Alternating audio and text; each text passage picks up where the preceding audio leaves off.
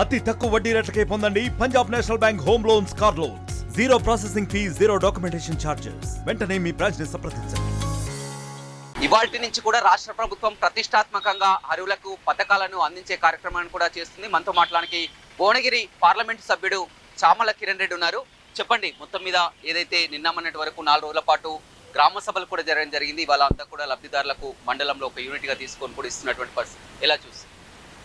Congress party ప్రజాపాలన, గ్రామ సభలు వీటన్నిటికీ కారణం ప్రజలకు చేరువై ప్రజల మధ్యనే ఉండి ప్రజల ముందే ఏం చేయాలన్న ఆలోచనతో ముందుకు పోవాలని గ్రామ సభలు పెట్టింది.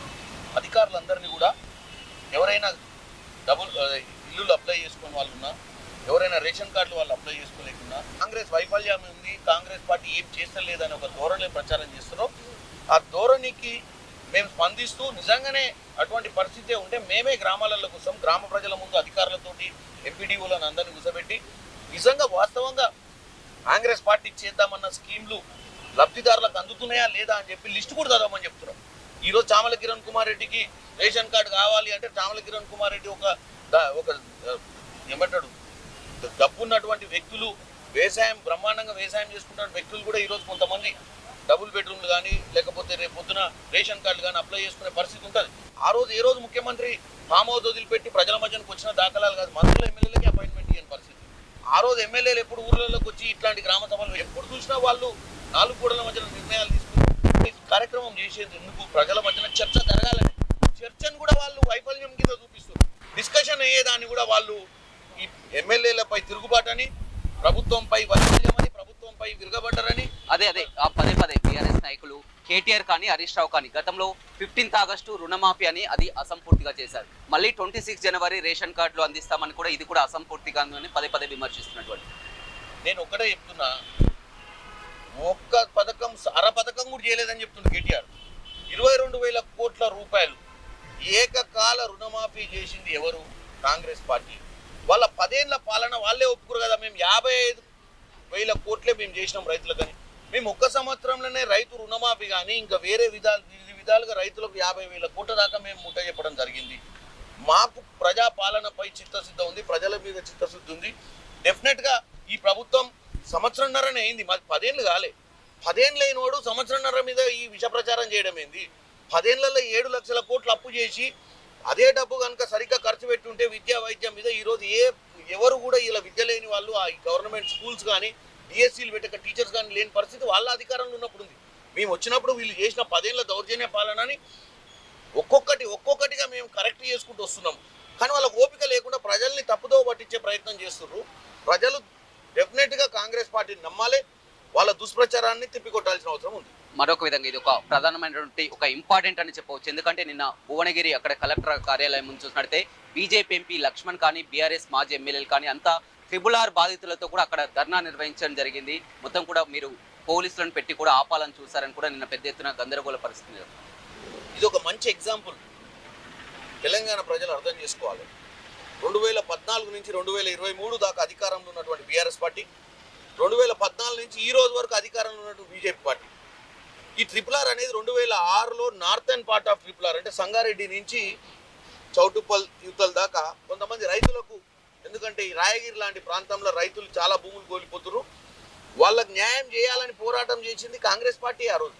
కానీ కాంగ్రెస్ పార్టీ పోరాటం చేస్తున్నా ఈరోజు ఇద్దరు కలిసి ఎవరైతే పోయి బీజేపీ లక్ష్మణ్ కానీ ఇటు బీఆర్ఎస్ నాయకులు కానీ ఎవరైతే పోయి అక్కడ కంప్లైంట్ ఇస్తున్నారో, మీరు తెలంగాణ ప్రజలు అర్థం చేసుకోవాల్సింది ఏంటంటే వీళ్ళు ఆ రోజు అధికారంలో ఉండి కావాలనే అలైన్మెంట్ని ఫిక్స్ చేసారు.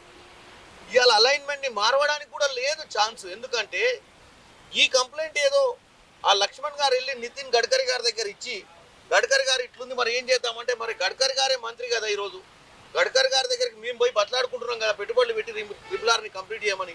కానీ అదే విషయాన్ని మీరు బాధితులకు ఎందుకు చెప్పలేకపోతున్నారు? స్వయంగా బీజేపీ ఎంపీ వచ్చి అక్కడ బాధితులు మాట్లాడుతున్నారు, కానీ మీరు స్వతహాగా అక్కడ స్థానిక ఎంపీ అయి ఉండి ఎందుకు బాధితులతో కూడా? ఈరోజు మీ RTV ఛానల్ ద్వారా భువనగిరి ప్రజలకు నేను తెలియజేస్తున్నాను, ఈ కుట్రల వాళ్ళే భాగస్వాములు. ఈ కుట్రల ఈరోజు నేను భువనగిరి ఎంపీగా చెప్తున్నాను, ట్రిపుల్-R అలైన్మెంట్ మారే పరిస్థితి ఉంటే నిన్న ఎవరైతే కంప్లైంట్ ఇచ్చిన బీఆర్ఎస్ బీజేపీ ఢిల్లీకి రండి, 1వ తారీఖు నుంచి పార్లమెంట్ స్టార్ట్ అవుతుంది. 3, 4, 5వ తారీఖులలో గడ్కరీ గారు అపాయింట్మెంట్ తీసుకొని నేను కూడా వస్తాను.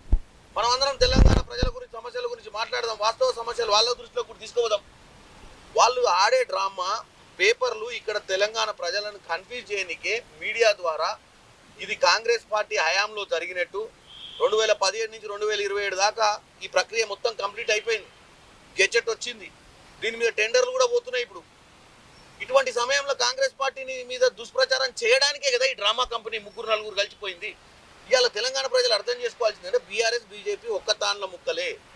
వీళ్ళిద్దరు కూడా వీళ్ళకు ఒకటే ఒక అజెండా, కాంగ్రెస్ ని మీద దుష్ప్రచారం చేయడం అనేది తెలుసుకోవాలి.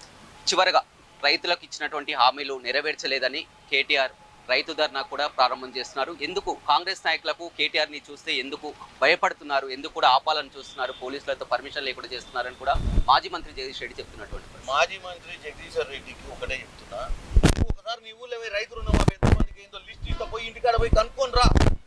కానీ మీరు ఏం చేస్తున్నారంటే మీ చిల్లర విధానాలతోటి ప్రజలను కన్ఫ్యూజ్ చేసే ప్రయత్నం చేస్తారు. ఇలా మేము కొంతమందికి ఇచ్చినాం, కొంత ఆ పరిధిలో ఆ టైంలో 2 లక్షల కింద ఉన్న రుణమాఫీని 90% చేయగలిగిన 10% పెండింగ్ ఉంది. కట్ ఆఫ్ డేట్స్ ఉన్న స్కీమ్ల మధ్యన ఉన్న వాళ్ళకి ఎంతమందికి వచ్చిందో మేము లిస్ట్ ఇచ్చినాం. మీరు ఊర్లలో ఆ ఇళ్లలో వెరిఫికేషన్ చేసి కూడా తెలుస్తుంది కదా. ఇవాళ నేను ఆర్టీవీ ద్వారా చెప్తున్నాను, రుణమాఫీ అయిన ప్రతి రైతు డిఎస్సి ద్వారా గ్రూప్ 1, గ్రూప్ 2, గ్రూప్ 3, గ్రూప్ 4 ఎగ్జామ్లు పెట్టినటువంటి కాంగ్రెస్ ప్రభుత్వం గత ప్రభుత్వం పెట్టలే. ఈ రోజు మీరు అందరూ కూడా రోడ్డు మీదకి వచ్చి వీళ్ళకి బుద్ధి చెప్పాల్సిందిగా కోరుకుంటున్నారు. దావోస్ పర్యటన కూడా విమర్శలు చేసినటువంటి పరిస్థితి కనిపిస్తుంది. గతంలో కూడా దావోస్ వెళ్ళడం జరిగింది, 40,000 కోట్లు అన్నారు, ఉద్యోగాలు అన్నారు, మళ్ళీ ఇప్పుడు 1,70,000 కోట్లు అంటున్నారు. కేవలం మీడియాకి చెప్పుకుంటున్నారు కాబట్టి ఒరగబెట్టింది ఏం లేదు. ఇంకోటి లాంగ్వేజ్ పై కూడా విమర్శలు చేస్తున్నారు. వచ్చిరాని భాషతో కూడా మొత్తం ఒక బ్రాండ్ ఇమేజ్ ని కూడా దెబ్బతీస్తున్నారు. ఐటీ మినిస్టర్ అంటే దేశానికి గతంలో కేటీఆర్ అన్నటువంటి కూడా చెప్తున్నటువంటి పరిస్థితి. కేటీఆర్ ఫస్ట్ తెలుసుకోవాల్సింది ఏంటంటే, కూడా కంప్యూటర్ మీద రిసెప్షన్ లా నువ్వు చూసినావు లేదన్నా, ఫారెన్ బ్యాంక్ పోతే రిసెప్షన్ లో కూడా సూటు బూట్ వేసుకొని వచ్చినోనికి welcome sir, thank you sir, good morning sir అని చెప్పేటువంటి భాష ఈ కేటీఆర్ భాష. ఇవాళ మనకు కావాల్సింది ప్రజాపాలన, ప్రజలపై చిత్తశుద్ధి. ఈ పని ఇంగ్లీష్ మాట్లాడేటోడు పక్కన జయేష్ రంజన్ ఉంటాడు, ఆయన ఐఏఎస్ ఆఫీసర్. నాయకుడు అంటోడు ఏం చేయాలని చెప్తే జయేష్ రంజన్ అంటే ఆయన బాగా చదువుకొని సివిల్స్ క్రాక్ చేసి ఐఏఎస్ ఆఫీసర్ అయ్యిండు. నాయకులు అంటే వాళ్ళు ఏలు ముద్ర పెట్టేటోళ్ళు కూడా మంచి నాయకులు. ఇవాళ టీ అంజయ్ లాంటి వాళ్ళు కూడా ఏలు ముద్ర పెట్టి ముఖ్యమంత్రి చేసిండు, చాలా మంచి పథకాలు తీసుకొచ్చిండు ప్రజలకు. ఫస్ట్ కేటీఆర్కి కామన్ సెన్స్ పెరగాలి. ప్రజలు ఎన్నుకునేది ప్రజా నాయకులను ఎన్నుకుంటారు, ఐఏఎస్ ఆఫీసర్లను ఎన్నుకోరు. దానికోసమే ఒక బ్యూరోక్రసీ అని పెట్టింది ఈ రాజ్యాంగం. బ్యూరోక్రసీ నాయకులు ఏదైనా చెప్పాలనుకుంటే ప్రాపర్ లాంగ్వేజ్లో కమ్యూనికేట్ చేయడానికే జయేష్ రంజన్ ఎమ్మటి తీసుకొని పోతాను ప్రిన్సిపల్ సెక్రటరీ.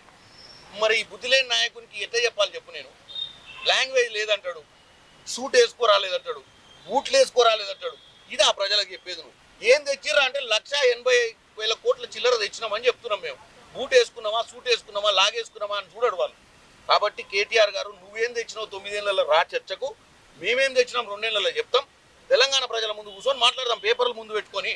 అంతే తప్ప నువ్వు లాగేసుకున్నావా, బూట్లు వేసుకున్నావా, చెప్పులు వేసుకున్నావా అనే పిచ్చి ఆలోచనలు మాట్లాడుతాను. రైట్, చూడొచ్చు. మొత్తం మీద ఎంపీ చెప్తున్నటువంటి ప్రకారం గతంలో ఇచ్చినటువంటి ఒక్కో హామీని కూడా నెరవేర్చుతున్నామని, కేవలం బీఆర్ఎస్ చేస్తున్నటువంటి రైతు ధర్నాలు కానీ అదేవిధంగా గ్రామ సభల్లో కూడా ఒక గందరగోళ పరిస్థితిని క్రియేట్ చేయాలని చూస్తున్నారు. కానీ ప్రజలంతా కూడా గమనిస్తున్నారని, ఖచ్చితంగా కాంగ్రెస్ పార్టీ ఇచ్చినటువంటి హామీలన్నీ కూడా నెరవేరుస్తామని కూడా ఎంపీ చామల కిరణ్ రెడ్డి చెప్తున్నారు. Over to studio.